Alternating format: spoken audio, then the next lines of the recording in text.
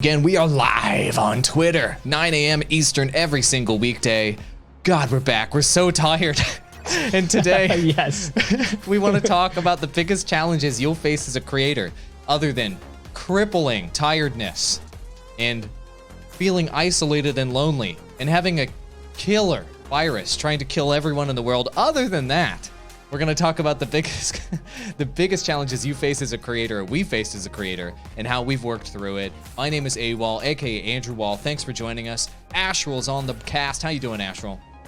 I'm good. I'm very sleepy, but I've got my coffee, so I'm ready to tackle this. And this could totally be like an answer to the topic today, but I've got a better one for that.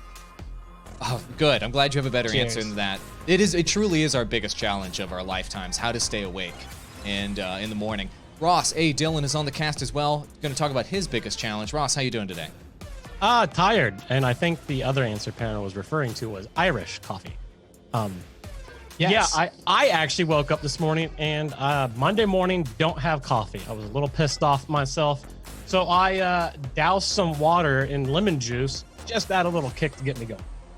Water and lemon juice. Okay, nice. Yep. Me, I prefer to have a cold brew in a giant mug, and I just chug the hell out of it. So cheers to all of you guys who are waking up with us every single morning on Twitter. Really appreciate it.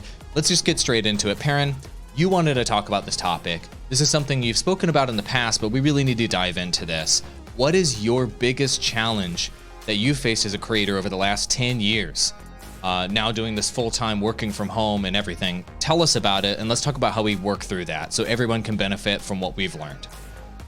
Yeah, so a little bit of context on the topic. I mean, this is something we've been working with creators for, 8 to 10 years now.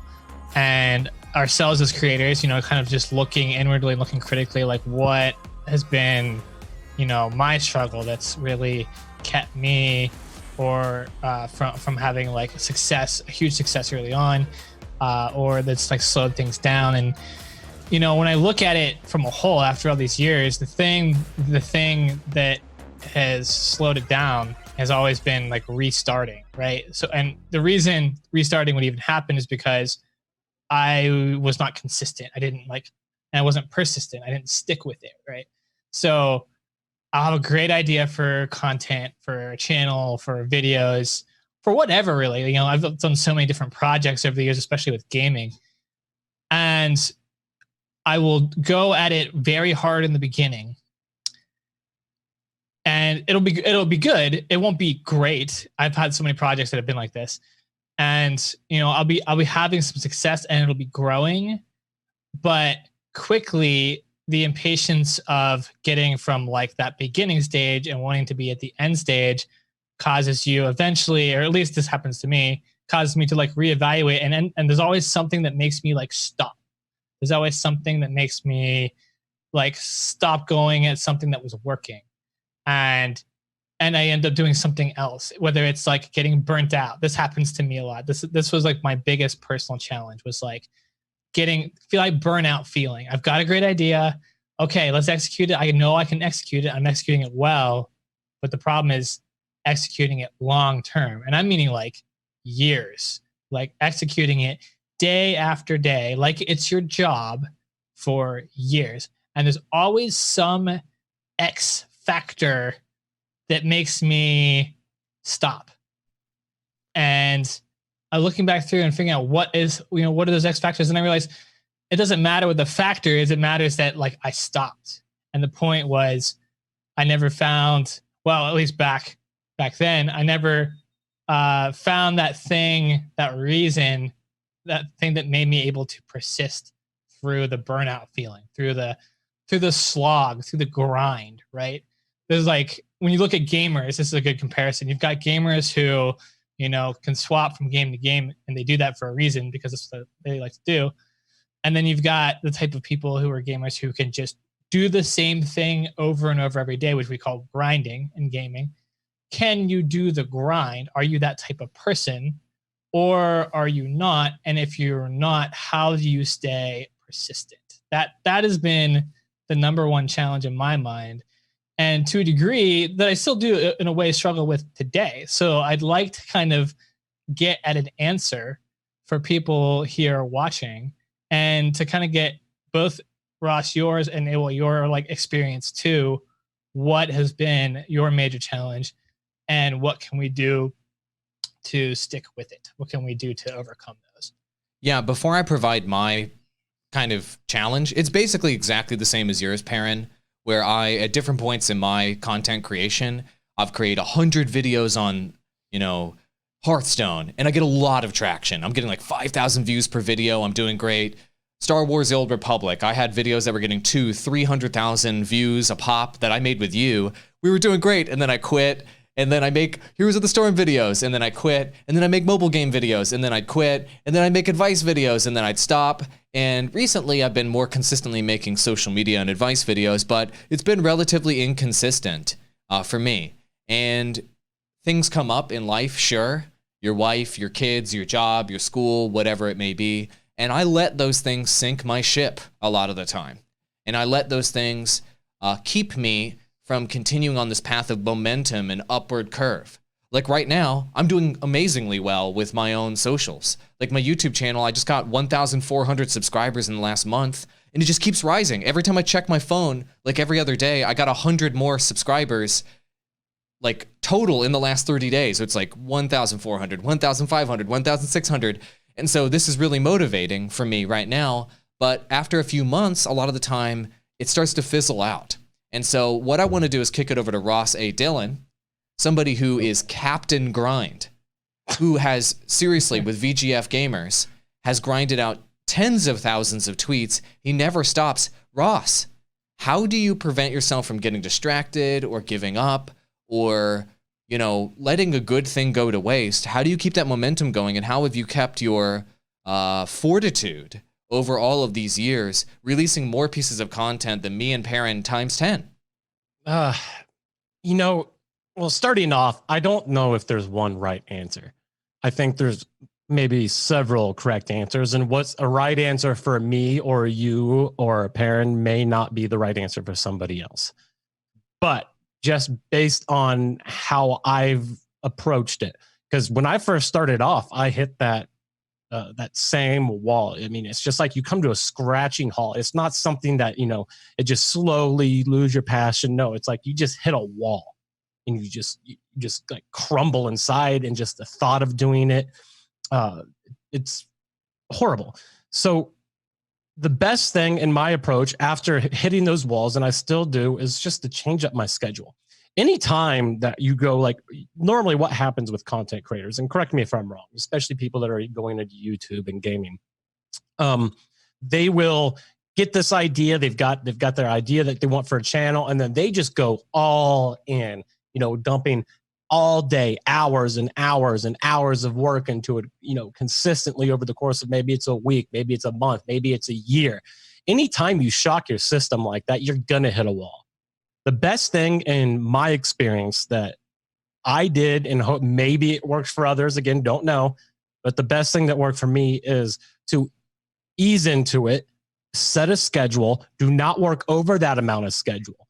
Keep it, because when you do that, like say if you're going to say, I'm going to dedicate 3 hours a day to content creating, stop after that 3 hours. Because what happens then is after that 3 hour mark, you're typically, you're still going, you're still motivated. But when you stop, it then leaves a little bit of excitement, if that makes sense, for the next day. And then that continues to roll over. You have to give yourself something to be excited for. And by putting a time limit on that, maybe you don't get all your work done, but trust me, long-term, it's better. If less content means you're going to be doing it longer. So from my angle, just setting a distinct schedule, setting a timer if you want 3 hours, 2 hours. And when that's up, stop working on it. That doesn't mean you're going to stop thinking about it, but it's going to leave you a lot of room to continue to be excited to work on it in the future. I like that. If that makes any sense. Yeah, that does make sense. So basically you end your work day with a set amount of time with you having a feeling like it's unfinished. There's unfinished business that needs to be handled. And that unfinished business and maybe that little bit of anxiety you have about creating content, it sticks with you, especially when these are things you're passionate about. Everybody who's listening right now understands what we're talking about. It's hard to leave your studio or your computer and have unfinished business about your passion project because you want there to be, you want to be done with it. You want to do your best job. But what you're saying is, in order to do your best job each and every day, you have to leave some part of it undone every day in order to wake up the next day motivated to do more. Because if you completely finish that project, you're kind of starting from scratch the next day, and you have to find new motivation every single day to do this project, and you burn out that way. Does that sound familiar to you and your parent? Yes. I was so familiar with burning myself out. It's almost in my nature. If I get really passionate or excited about something, I go all in on it really hard until, I completely sap it of all the motivation that I had in a short amount of time, normally within 3 months. And I figured this out about myself over time. So Ross kind of hit the nail on the head. I began to realize I need to pace myself. I need to okay, this is really exciting. I really want to work on this, but let's not bite off more than I can chew in the beginning. Let's just take small steps and treat it. And this was important from a mentality perspective, but treat it like a job. So yes, I'm excited about it, but almost quell the excitement a bit and take it seriously as okay, this is exciting, but this is going to be a job for me. And so there are going to be times where this is exciting right now, but it's not going to be exciting at other times. And I'm going to have to accept that, but put it into a routine that then is unshakable. So for example, this podcast in the morning, I'm trying to build this into my regular routine. Granted, I'm struggling with sleep issues right now with it, but putting this into my regular routine where even if I don't want to wake up and do it, I'm doing it every day anyway, because this podcast is now my job. And when I've done that, even when I wake up, I'm like, oh God, I really don't want to do this this morning because I'm so tired or something. Then I get here and I look at the topics and I come up with something that I really want to talk about, like this topic today. So if you treat it that way and you treat it every day, for me, every day I also need to look at and find something that makes it new for me. I'm always a proponent of I need to be doing something kind of new. And otherwise, if it's the same old thing, I will burn myself out. So what I found is take something that is the same old every day and find a way personally to add some newness to it. Find some way where you're learning something new. For example, operating a Twitter account, right? Let's say you're operating a Twitter account like Ross Dillon is on BGF Gamers, and you've been doing this for years. How do you keep it exciting? Well, you keep the same old strategy that's working, but also try out new things in your strategy. Go out and try something you've never tried before. Try a new type of content. Try, a podcast like Ross has been doing on there recently. Mix it up a little bit. With social media, it's a little bit easier because you constantly, part of the strategy that we've figured out at least is constantly trying new things. That, 20, 30% trying new things versus recycling the old things that work. That's a good formula to apply in general to everything that you're doing. Because if there's always something a little bit new to look forward to, you're going to be able to do the old stuff as well, having kind of the excitement of that new thing that you're trying out. So makes sense. Hopefully that helps. That's something that's been working better for me over time. The other thing I would say is you are going to fail with it and you are going to give up at certain points, or something is going to stop you. I think, here we're talking about we've been stopped in the past. That's clear. But we haven't, because we get back up and we try something else, or we get back up and we keep going at this creator thing in some way. We're doing we've been keeping up with the Digital Drop podcast for quite a while now. But in the past, we've had projects where they've dropped off, but we get back on some other creator project. We just get back up and we keep trying. And so even if you are going to kind of fall down and fail or quit, I think it's a matter of, if you want to succeed, you're getting back up and you're doing it again in some fashion, and you keep at it. That makes sense. You got to love the process. And clearly we love the process of finding something new, working on a project, and then seeing what kind of success or not it can get during that process of working on it. And the difference between finding something new over and over again and starting from scratch over and over again and doubling down on something that was already working is the difference between being a successful, like, big audience building creator versus kind of what you and I are, Andrew Perrin, which is, you know, we found ourselves sitting in the spot where we are creators, we work on creative projects, we release a lot of content, but ultimately we're more or less like media professionals, right?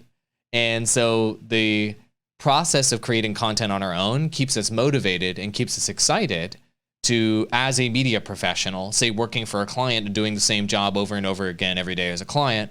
But as long as we always have some sort of creative outlet and some sort of creative project like the digital drop, like YouTube videos, like live streaming to look forward to, then it's that bit of newness injected into your day every single day. And that seems to have been working for us for years. And I do still have the itch, though, and this bothers the shit out of me, that over the years, I know I've squandered some opportunities for me to become like a big creator myself. And I've always opted to go the professional route instead and always be like the executive at a company, or to be the manager, or to run a team of creative people rather than to be the successful creative person myself. And at some point, whether that's this year or in years in the future, I'm going to need to make that decision to do it for myself at some point, or I'm just going to be dissatisfied with my kind of career, I guess. Like, I started kind of doubling down for myself 10 years ago, and then I spent like the last 10 years doing it for everybody else, or finding a reason to do it for everybody else. And I'm going to have to make that decision for myself, and that's a big challenge for me. And that's a big reason why I drop off creating content so regularly, and I maybe hit pause for 6 months, is because I find some reason, because other creative people need my help, as an excuse, basically, not to make content for myself. So I love the advice that you provided there, Ross. Do you have any other nuggets of wisdom on how to grind it? I mean, when you tell us about your weekends, you're like, I didn't do much exciting. I just scheduled like 1 trillion tweets. So how do you have that kind of discipline to do such a thing every weekend, man? Tell us a little bit more. Well, let me be very clear, because I think it's worth noting that I also don't have any kids. I don't have a wife or girlfriend or anything like that. So I do have a lot more free time than what most people do. And that does play a huge factor, as you guys both know, because you're both on the opposite ends of the spectrum. You both have kids and stuff. So for me, and just kind of playing back on what I said earlier about how, leave some work undone. Don't start your day with something new. Finish your work from the previous day first before you start a new idea. Because when you finish something, you're much more likely to put it on pause if you don't have to. You're much more likely.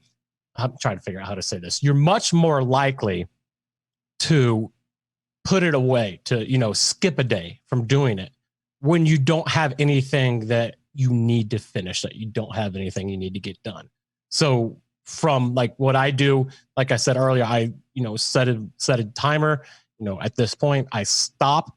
The next day, the first thing I do is finish what I previously was doing the next day, because there's a lot of satisfaction in completing work. And then from there, the second half is where I start working on some of the new stuff, and then that just continues day after day. I can't stress enough, and again, I'm repeating myself, but I can't stress enough how important it is to make sure you have something to look forward to make sure that you have some kind of excitement in what you're doing. Because if you don't, then it becomes a chore, and chores are just not fun. There's never been a kid or a person in the history that runs home from work and is just ecstatic to go do chores. That's just not how it happens. So figure out what works for you. What makes your work not a chore? And then work from there. Develop your schedule around that. And that's, but at the same time, it's like parents said, you're going to get burnt out. You're going to stop. There is nothing you can do about. That's just how humans work. There is no answer that's going to get you motivated every day to get up and do the same exact thing, even though same exact job, maybe not the same exact thing. And anybody who's telling you different says, "Oh, I love my job. I love getting up every morning and going to work and doing this." They're lying to you. Lies. They are lying to you. They are cold-blooded liars if they tell you that, because that's not how humanity works. When you're forced to do the same exact thing every day, it becomes a chore. It becomes a hassle. So you have to figure out little tricks and stuff to get your way around it. And it's not easy. There is no easy answer, unfortunately. That makes sense. I think when I think about like really prolific creators, the ones that are the big guys, the ones that have millions of followers and what have you, the one trait that they have in common is consistency, is uploading a video every single day. I bring up PewDiePie as an example, a creator that's not controversial at all.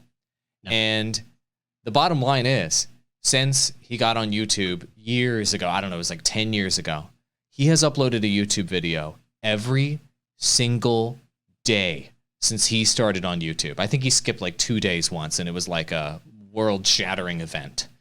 And that's 3,600 decisions to do this thing versus all of the other excuses and being tired and something going on with his family or whatever it may be, or I'm tired of this game, or my camera looks like crap, or whatever excuse he could have told himself. He decided to push through that excuse and to make that freaking video. And people that do that over the long run reap the rewards. They just straight up do. And people that have a cat in their office also reap the rewards as well. What's your cat's name, Perrin?